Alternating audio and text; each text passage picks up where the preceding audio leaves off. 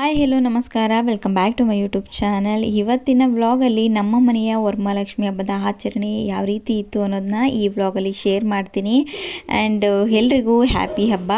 ನಾವಂತೂ ಪ್ರತಿ ವರ್ಷವೂ ಇದೇ ಥರನೇ ಹಿಂದಿನ ದಿನ ನೈಟು ಏನಿರುತ್ತೆ, ಗುರುವಾರ ನೈಟು ಎಷ್ಟು ಆಗುತ್ತೋ ನಮ್ಮ ಕೈಲಿ ಅಷ್ಟು ಪ್ರಿಪ್ರೇಷನ್ನ ಎಲ್ಲನೂ ಮಾಡಿಕೊಂಡು ರೆಡಿ ಮಾಡಿ ಇಟ್ಕೊತೀವಿ. ಯಾಕೆಂದರೆ ನೈಟು ಎಷ್ಟೊತ್ತಾದರೂ ಎದ್ದಿರ್ತೀವಿ, ನಮಗೆ ಅದೇ ಥರನೇ. ಸೊ ಬೇರೆಯವ್ರ ಮನೆಯಲ್ಲೆಲ್ಲ ಹೆಂಗೆ ಅಂತ ಗೊತ್ತಿಲ್ಲ, ಎಷ್ಟೊತ್ತು ಬೇಕಾದರೂ ಬೆಳಗ್ಗೆ ತನಕನೂ ಹಾಗೆ ಎದ್ದಿರು ಅಂದರೆ ಎದ್ದಿರ್ಬೋದು. ಆದರೆ ಬೆಳಗ್ಗೆ ಮಲಗಿದ ಮೇಲೆ ಬೆಳಗ್ಗೆ ಎದ್ದೊಳಿದೆಯಲ್ಲ, ಅದು ತುಂಬಾ ಕಷ್ಟ. ಹಾಗಾಗಿ ನೈಟು ಎಷ್ಟೊತ್ತಾಗುತ್ತೆ ನೋಡಿ, ಎಷ್ಟಾಗುತ್ತೆ ನಮ್ಮ ಕೈಲಿ ಅಷ್ಟೆಲ್ಲ ಪ್ರಿಪೇರ್ ಮಾಡಿ ಮಲ್ಗೋಣ. ಆಮೇಲೆ ಬೆಳಗ್ಗೆ ಎದ್ದು ಸ್ವಲ್ಪ ಈಸಿ ಆಗಲಿ ಅಂದರೆ ಬೆಳಗ್ಗೆ ಬೇಗ ದೀಪ ಹಚ್ಚೋ ಥರ ಇರಬೇಕು. ಬೆಳಗ್ಗೆ ಎದ್ದು ಎಲ್ಲನೂ ನಿದ್ಗಣ್ಣಲ್ಲಿ ರೆಡಿ ಮಾಡೋದು ತುಂಬ ಕಷ್ಟ ಆಗುತ್ತೆ, ಟೈಮು ಜಾಸ್ತಿ ತಗೊಳ್ಳುತ್ತೆ. ಇದು ಸಿಂಪಲ್ ಅಂತ ಅನಿಸುತ್ತೆ ವರಮಹಾಲಕ್ಷ್ಮಿ ಹಬ್ಬ ಅಂದರೆ. ಅಲ್ಲಿ ಒಂದು ದೇವ್ರು ಕೊಂಡಿಸೋದು, ಮುಂದೆಗಡೆ ಹಣ್ಣು ಅದು ಇದೆಲ್ಲ ಜೋಡಿಸೋದು ಎಷ್ಟು ಸಿಂಪಲ್ ಅಲ್ವಾ ಅಂತ ಅನಿಸುತ್ತೆ. ಮಾಡಿ ಎಲ್ಲನೂ ರೆಡಿ ಮಾಡಿ ನೋಡೋಕ್ಕೆ ಆ ಥರ ಸಿಂಪಲ್ ಅನಿಸುತ್ತೆ. ಬಟ್ ಅದ್ರದ್ದು ಪ್ರಿಪ್ರೇಷನ್ ಇರುತ್ತಲ್ವ, ಅಂದರೆ ಅದನ್ನೆಲ್ಲ ಜೋಡ್ಸೋಕ್ಕೆ ಅಷ್ಟೊಂದು ಟೈಮ್ ತೊಗೊಳುತ್ತೆ. ನೋಡೋಕ್ಕೆ ತುಂಬ ಸಿಂಪಲ್ ಅನಿಸ್ಬೋದು, ಇದರಲ್ಲಿ ಇನ್ನೇನಿದೆ 1 ಅವರಲ್ಲಿ ಎಲ್ಲ ಜೋಡಿಸ್ಬಿಡ್ಬೋದು ಅಂತ ಅನಿಸುತ್ತೆ ರೆಡಿಯಾಗಿರೋದನ್ನ ನೋಡಿದ್ರೆ. ಬಟ್ ಅದರ ರೆಡಿ ಮಾಡೋದಿದೆಯಲ್ಲ ತುಂಬಾ ಕಷ್ಟ. ಎಲ್ಲನೂ ಜೋಡಿಸಿ ಪ್ರತಿಯೊಂದೂ ಎಲ್ಲನೂ ಇಡಬೇಕು, ಜೋಡಿಸಿ ಇಡಬೇಕು ಅಂದರೆ ಸಿಕ್ಕಾಪಟ್ಟೆ ಟೈಮ್ ತೊಗೊಳುತ್ತೆ. ಅದೇ ಥರನೇ ನೈಟ್ ಎಲ್ಲನೂ ನಾವು ಇಷ್ಟಾಗುತ್ತೆ ನೋಡಿ, ಸ್ಯಾರಿ ಡ್ರಾಪಿಂಗ್ ಎಲ್ಲನೂ ನೈಟೇ ಮಾಡಿಟ್ಟು. ಈ ವರ್ಷ ಏನು ಸ್ಪೆಷಲ್ ಅಂತ ಅಂದರೆ, ನಾನು ನಮ್ಮ ಅತ್ತಿಗೆ ಇಬ್ಬರು ಜೊತೆ ಸೇರಿ ಈ ಒಂದು ವರಮಹಾಲಕ್ಷ್ಮಿ ಹಬ್ಬನ ಮಾಡ್ತಾಯಿದ್ದೀವಿ. ಪ್ರತಿ ವರ್ಷ ನಾನು ಒಬ್ಬಳೇ ಮಾಡ್ತಾಯಿದ್ದೆ, ನಾನು ಒಬ್ಬಳೇ ಅಲ್ಲ, ನಾನು ಹಬ್ಬನ ಅಂದರೆ ಹಬ್ಬದ ಈ ಥರದ್ದೆಲ್ಲ ರೆಡಿ ಮಾಡೋದು ಇದೆಲ್ಲನೂ ನಾನೇ ಮಾಡ್ತಾಯಿದ್ದೆ. ಬಟ್ ಅಮ್ಮ ಎಲ್ಲನೂ ಬ್ಯಾಕ್ ಸೈಡಲ್ಲಿ ಎಲ್ಲನೂ ಸಪೋರ್ಟ್ ಮಾಡ್ತಾಯಿದ್ರು, ಎಲ್ಲನೂ ಜೋಡಿಸ್ಕೊಡೋಕ್ಕೆ. ಬಟ್ ಆದರೆ ಪೂಜೆ ವಿಷಯ ಅಂತ ಬಂದರೆ, ಇದೆಲ್ಲ ಪೂಜೆಗೆ ರೆಡಿ ಮಾಡೋದು ಅಂತ ಬಂದರೆ ಎಲ್ಲ ನಾನೇ ಮಾಡ್ತಾಯಿದ್ದೆ. ಆದರೆ ಈ ವರ್ಷ ಸ್ಪೆಷಲ್ ಏನು ಅಂದರೆ, ನಮ್ಮ ಅತ್ತಿಗೆ ಇದ್ದರು ನನ್ನ ಜೊತೆ. ಸೊ ಇಬ್ಬರು ಸೇರಿ ಎಲ್ಲನೂ ಜೊತೆ ಮಾಡಿ ಎಲ್ಲನೂ ರೆಡಿ ಮಾಡಿ ಪೂಜೆನ ಜೊತೆಗೆ ಮಾಡಿದ್ವಿ. ಅದೊಂದು ತುಂಬಾ ಖುಷಿ. ಆ್ಯಂಡ್ ಈ ಸರಿ ಒಂದು ಅಂದರೆ ಲಕ್ಷ್ಮೀ ಪೂಜೆ ಮಾಡಲಿಕ್ಕೆ ಪಾರ್ಟ್ನರ್ ಸಿಕ್ಕಿದ್ರು ಅಂತಲೇ ಹೇಳ್ಬೋದು. ಅಂದರೆ ಒಂದೇನೆಂದರೆ, ನನಗೂ ಈ ಥರದ್ದೆಲ್ಲನೂ ಇಷ್ಟ, ಈ ಥರದ್ದೆಲ್ಲ ಸೆಲೆಬ್ರೇಟ್ ಮಾಡೋಕ್ಕೆ, ರೆಡಿ ಮಾಡೋಕ್ಕೆ. ಆ್ಯಂಡ್ ನಮ್ಮ ಅತ್ತಿಗೆಗೂ ಕೂಡ ಈ ಥರದ್ದೆಲ್ಲನೂ ಇಷ್ಟ, ಅಂದರೆ ರೆಡಿ ಮಾಡೋದಾಗಿರ್ಬೋದು, ಈ ಥರ ಹಬ್ಬಗಳನ್ನ ಮಾಡೋದು ಇದೆಲ್ಲನೂ. ಸೊ ಹಾಗಾಗಿ ಒಂಥರ ವೈಬ್ ಮ್ಯಾಚ್ ಆಯಿತು ಅಂತಲೇ ಹೇಳ್ಬೋದು ವರಮಹಾಲಕ್ಷ್ಮಿ ಹಬ್ಬ ಮಾಡೋಕ್ಕೆ. ನಾನಂತೂ ಪ್ರತಿ ವರ್ಷ ಮಾಡ್ತಾಯಿದ್ದೆ, ನಿಮ್ಮೆಲ್ಲರ ಜೊತೆನೂ ವೀಡಿಯೋನ ಶೇರ್ ಮಾಡ್ತಾಯಿದ್ದೆ ಅಲ್ವಾ.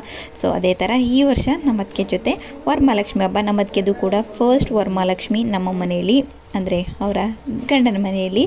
ಸೊ ಈಗ ಎಲ್ಲನೂ ರೆಡಿ ಮಾಡ್ತಾಯಿದ್ದೀವಿ. ಬೆಳಗ್ಗೆ ಎದ್ದು ಕಳಶಕ್ಕೆ ನೀರು ಹಾಕಿ ಎಲ್ಲನೂ ಅಕ್ಷತೆ, ಅರಿಶಿನ ಕುಂಕುಮ ಮತ್ತು ಏನೇನು ಹಾಕೋದಿದೆ ಎಲ್ಲ ಐಟಮ್ಸು, ನಾನು 9 ಥರದ ಐಟಮ್ಸ್ಗಳನ್ನ ಹಾಕಿ ಕೈ ಮುಕ್ಕೊಂಡು ಫಸ್ಟು ಪೂಜೆ ಸ್ಟಾರ್ಟ್ ಮಾಡೋಕ್ಕೂ ಮುಂಚೆ ಸಂಕಲ್ಪ ದಾರ, ಅಂದರೆ ದಾರ ಏನಿರುತ್ತೆ ಅದನ್ನು ಕೈಗೆ ಕಂಕಣನ ಕಟ್ಕೊಂಡು ಸಂಕಲ್ಪ ಮಾಡಿಕೊಂಡು ಈ ವರ್ಷದ ಪೂಜೆನ ಏನು ಸಂಕಲ್ಪ ಮಾಡಿಕೊಂಡು ಪೂಜೆನ ಮಾಡ್ತಾಯಿದ್ದೀವಿ, ಅಂದರೆ ಈ ವ್ರತನ ಮಾಡ್ತಾಯಿದ್ದೀವಿ ಅಂತ.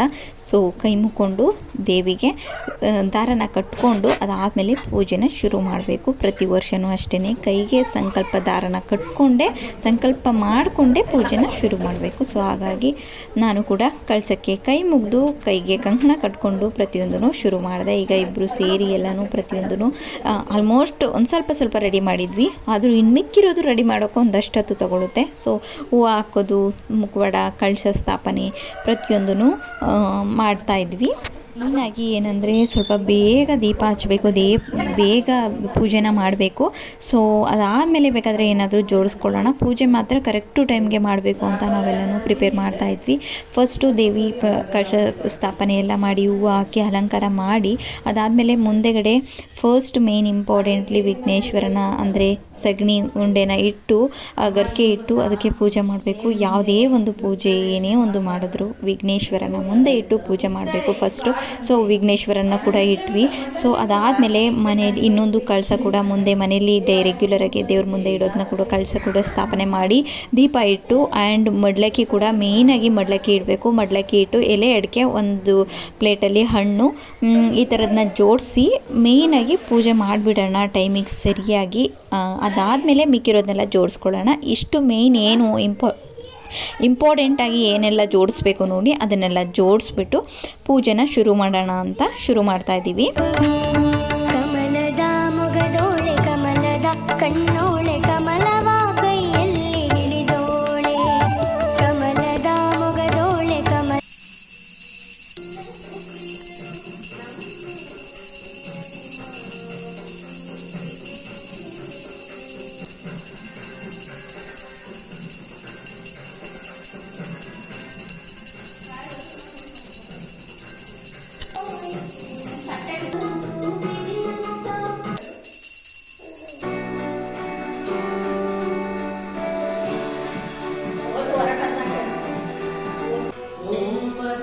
कात्यायन्यै नमः ॐ कालायै नमः ॐ कान्तायै नमः।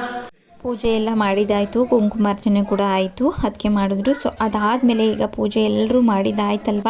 ಸೊ ಈಗ ಆರಾಮಾಗಿ ಮುಂದೆಗಡೆ ಎಲ್ಲನೂ ಮನೆಯಲ್ಲಿ ಮಾಡಿರುವಂಥ ತಿಂಡಿಗಳು, ಅಮ್ಮನವ್ರಿಗೆ ಅಂತ ತಿಂಡಿಗಳನ್ನೆಲ್ಲ ರೆಡಿ ಮಾಡಿ ಇಟ್ಟಿದ್ವಿ. ಪ್ರತಿ ವರ್ಷವೂ ಮಾಡ್ತೀವಿ, ಅದೇ ಥರ ಈ ವರ್ಷವೂ ಕೂಡ ರೆಡಿ ಮಾಡಿ ಇಟ್ಟಿದ್ವಿ. ಸೊ ಅದನ್ನೆಲ್ಲನೂ ಮುಂದೆಗಡೆ ಜೋಡಿಸೋಣ ಅಂತ ಈಗೆಲ್ಲನೂ ಜೋಡಿಸಿದ್ವಿ.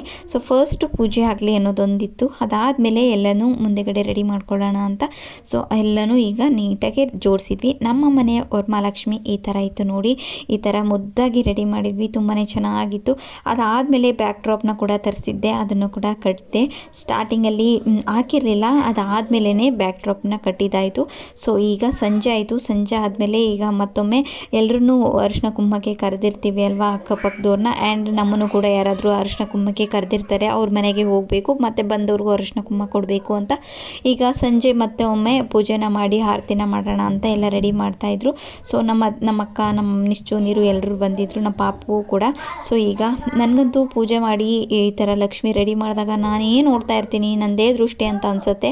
ಎಷ್ಟು ಸರಿ ಏನಾದರೂ ಮನೇಲಿ ಸುಮ್ಮನೆ ಪೂಜೆ ಮಾಡಿದ್ರು ಅಷ್ಟೇ, ನಾನು ಪ್ರತಿ ಸರಿ ಪೂಜೆ ಮಾಡಿದಾಗ್ಲೂ ಆಗಲೆಲ್ಲ ನೋಡ್ತಾ ಇರ್ತೀನಿ ನಾನು ರೆಡಿ ಮಾಡಿ ಪೂಜೆ ಮಾಡಿದ್ರೆ. ಸೊ ಅದೇ ಥರ. ಸೊ ಅದಾದಮೇಲೆ ನಾನು ಕೂಡ ಅರಿಶಿನ ಕುಂಕುಮಕ್ಕೆ ಕರೆದಿದ್ರು ಅಲ್ವಾ, ನಾನು ತುಂಬ ಜಾಸ್ತಿ ಮನೆಗೇನು ಹೋಗಲ್ಲ. ನಮ್ಮ ಪಕ್ಕದ ಮನೆಯಲ್ಲಿ ಅಕ್ಕ ಇದ್ದಾರೆ, ಅವ್ರು ಕರೀತಾರೆ, ಅವ್ರ ಮನೆಗೆ ಹೋಗಿ ಅರಿಶಿನ ಕುಂಕುಮ ತೊಗೊಂಡು. ಸೊ ಈಗ ನಮ್ಮ ಅತ್ತಿಗೆಯವ್ರ ಮನೆಗೆ ಬಂದ್ವಿ ಅರಿಶಿನ ಕುಂಕುಮಕ್ಕೆ ಅಂತ. ಸೊ ಈಗ ಇಲ್ಲಿ ತೊಗೊಂಡು ಮನೆಗೆ ಹೋಗಬೇಕು. ನಾನು ತುಂಬ ಜನದ ಮನೆಗೆ ಎಲ್ಲೂ ಹೋಗಲ್ಲ, ಪ್ರತಿ ವರ್ಷವೂ ಅಷ್ಟೇ. ಒಂದು ಸ್ವಲ್ಪ ಜನ ಮನೆ ಪಕ್ಕದಲ್ಲಿ ನನಗೆ ತುಂಬ ಚೆನ್ನಾಗಿ ಪರಿಚಯ ಕ್ಲೋಸ್ ಇರೋರ ಮನೆಗೆ ಹೋಗ್ತೀನಿ. ಸೊ ಆ ಥರ. ಸೊ ಇಷ್ಟ ಆಗಿತ್ತು ನಮ್ಮ ವರಮಹಾಲಕ್ಷ್ಮಿ ಆಚರಣೆ ಅಂತಲೇ ಹೇಳ್ಬೋದು.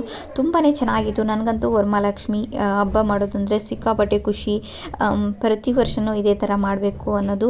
ಅಂದರೆ ನನಗೇನು ಅನಿಸುತ್ತೆ ಅಂದರೆ ದೇವ್ರಿಗೆ ಅದು ಅನ್ನಿಸ್ಬೇಕು, ನಮ್ಮ ಹತ್ರ ಮಾಡಿಸ್ಕೊಳ್ಬೇಕು, ಇನ್ನೂ ಚೆನ್ನಾಗಿ ಮಾಡಿಸ್ಕೊಳ್ಬೇಕು, ಅಷ್ಟು ಧೈರ್ಯ, ಅಷ್ಟು ಶಕ್ತಿ ದೇವ್ರು ನಮಗೆ ಕೊಡಬೇಕು ಅಂತ ಅನಿಸುತ್ತೆ. ಆ ಮನಸ್ಥಿತಿನೂ ನಮಗೆ ದೇವರೇ ಕೊಡಬೇಕು ಅಂತ ಅನಿಸುತ್ತೆ. ಸೊ ಇದನ್ನು ನಾನು ಯಾವಾಗಲೂ ಅಂದ್ಕೊಳ್ಳೋದು, ದೇವ್ರು ಕೊಡಬೇಕು ನಮಗೆಲ್ಲನೂ, ದೇವ್ರು ಇನ್ನೂ ಚೆನ್ನಾಗಿ ಮಾಡಿಸ್ಕೊಳ್ಬೇಕು ಅಂತ ಆಸೆ ಇದ್ದರೆ ದೇವ್ರು ನಮಗೆಲ್ಲನೂ ಕೊಡಬೇಕು ಅನ್ನೋ ಥರ. ಸೊ ಇಷ್ಟ ಆಗಿತ್ತು. Thank you for watching this video. Love you all.